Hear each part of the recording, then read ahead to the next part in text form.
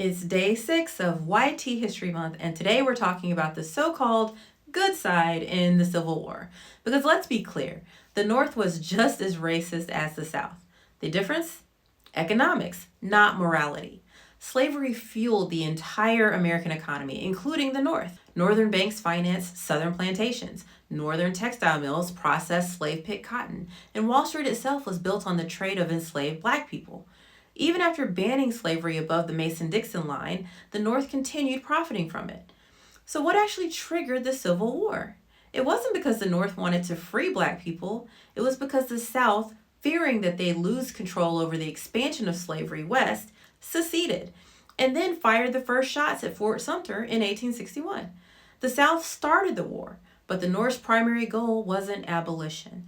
It was keeping the Union together at all costs. The question creating the furor is not whether to end slavery, but whether to expand slavery into new territories. And Lincoln?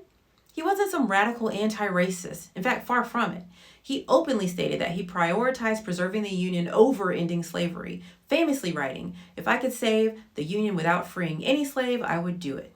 In fact, his Emancipation Proclamation only freed enslaved people in Confederate-controlled areas to force their hand, not in the slave states that stayed loyal to the Union. Yes, you heard that right.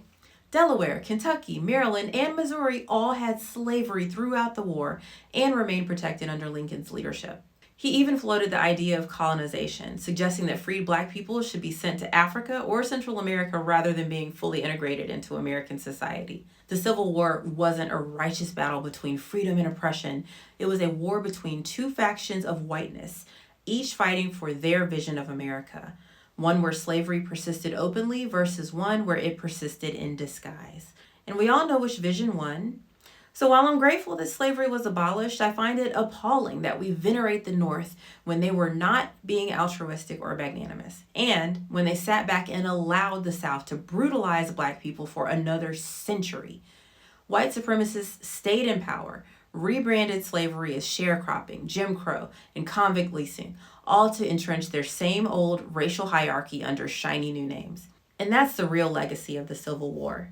It wasn't about black liberation. It was about preserving white control. And that's why YT history still needs to be examined today. So be sure to follow for tomorrow's fun fact about YT history.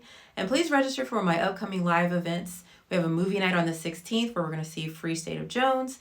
Dissenter Whiteness and Dissenter Men with the Wireless Woman is on the 23rd. And our YT month history contest is on the 31st.